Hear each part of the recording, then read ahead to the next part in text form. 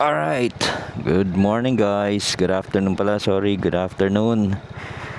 Today is Sunday. Punta tayo dun sa balik tayo dun sa pinagpapinturahan ko ng sports rack. Kunin natin. Hindi nga kasi maganda yung pagka powder coat, yung stock powder coat nung nabili kong sports rack. Medyo nauusi ako kaya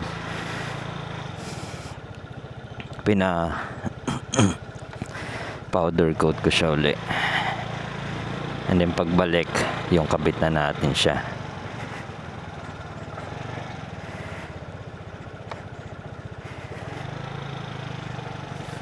Meron nga pala akong hinahanap ngayon na sa Shopee.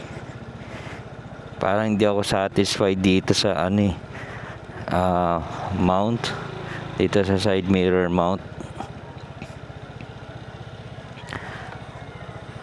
So try natin mag-assemble. Ibili natin yung parts isa-isa. Nakakailan na rin ako. Siguro until such time mahanap ko yung, for me, yung perfect mount. Although itong mount na gamit kong to, ayos naman siya, maganda naman yung kapit niya. Tinest ko to maganda yung hold niya, hindi naman siya umuuga. Yung kapit niya dito, very stable naman. Nalalakihan lang ako. Parang mahaba to . So maghahanap ako ng medyo maliit-liit, yung maiksi, and then i-share ko, gawa tayo ng video tungkol dun.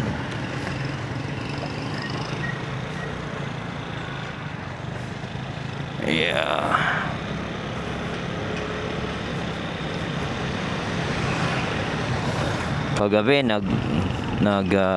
nag-ride ako, kasama ko yung family ko sa Danghari. Nag-coffee shop lang kami, hindi ko na rin na vlog yun .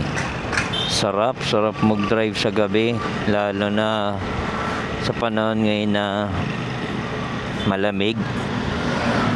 Hindi ko nga naisip na magsuot ng jacket. Umalis kami sa bahay around 8 o'clock. Tapos dire-diretso lang ako. Actually, hindi pa ako nakakalayo . Nung na-realize ko, sabi ko parang malamig .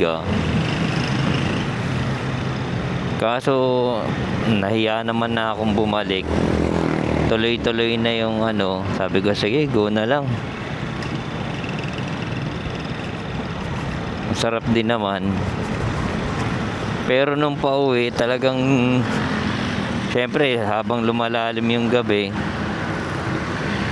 lalong syempre mahirap. Buti na lang yung panganay kong anak naka sweater, pinahiram niya sa akin yung sweater. At least mas enjoy pa uwi. Hindi na ako sumabay sa kanila kasi may hinatid pa sila . Tapos kahapon din, sinundo ko yung anak ko sa school. Dumaan ako sa scooter depot sa loob ng BF. Nakakatawa, very accommodating sila. Alam mo, yan lang talaga yung isa sa gusto ko sa Vespa community. Ang babait ng mga tao, sobra. So bumili ako nung di ko alam kung anong tawag yan. Hindi ito sa yung cover yata sa may spark plug, yung para meron siyang butas. Kumuha ko ng SIP na matte black. Din plano ko kasi sanang ipa body color, kaya matte black ang kinuha ko. Hindi ko sigurado kung kung fit siya . yun nga yung tinanong ko dun eh, kung mag-fit siya. Pwede naman daw ibalik.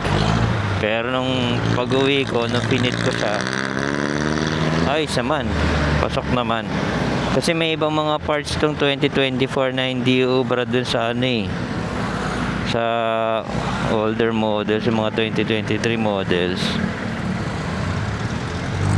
Like yung horn cover.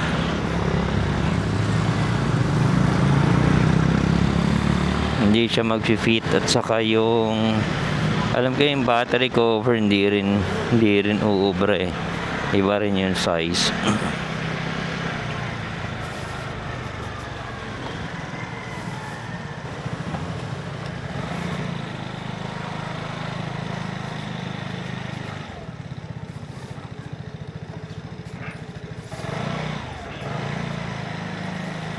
So yan guys, dito na tayo.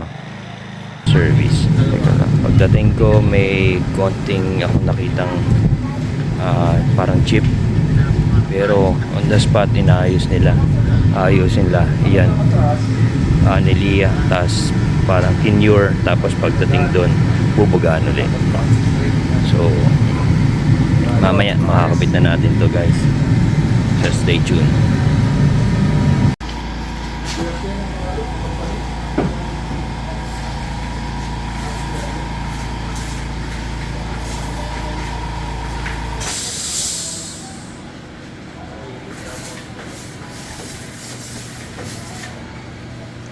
Pati yung pangbuga sir, ibang klase no? So, ano yan sir? Ano? Mahal.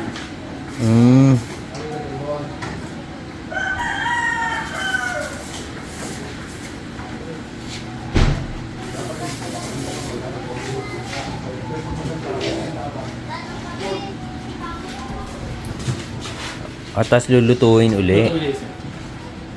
Tapos saka siya itatop coat. Ano sir? Sinabay ko na. Sabay na siya, patong na siya. Halo na no? Oo. Nagiging puro. Oo.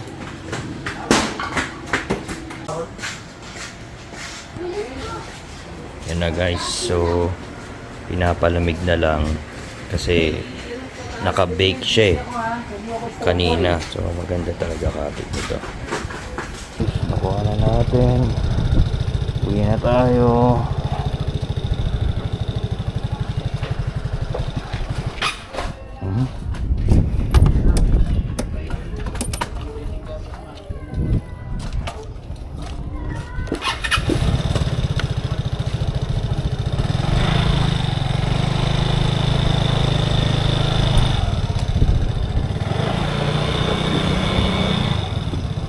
Ganda. Ganda ng pagkagawa.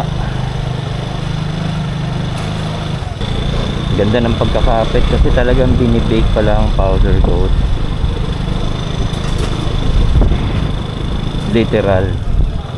Nasa oven. Ngayon lang ako nakakita ng process ng powder coating. Kaya na-amaze lang ako.